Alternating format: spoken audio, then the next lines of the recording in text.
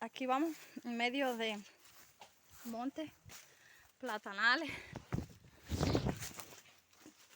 Ay, en la visita que hicimos a nuestro hermano.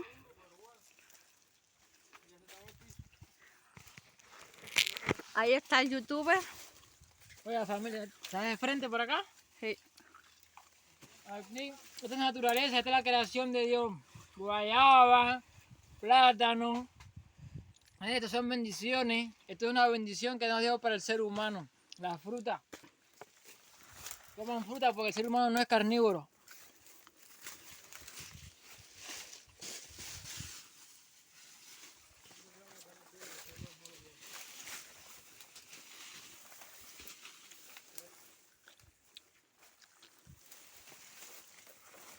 ¿Encontraste otra madura?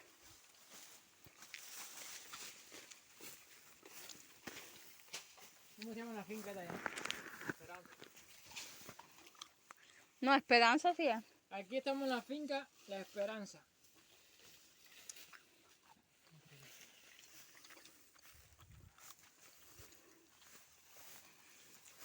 ¿Y el que la gente votaba por allá? De los conquistadores. Para hacer sus actividades.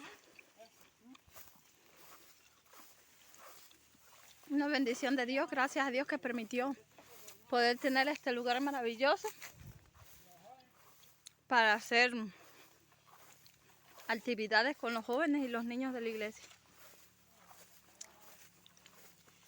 Le damos la gloria a Dios por eso.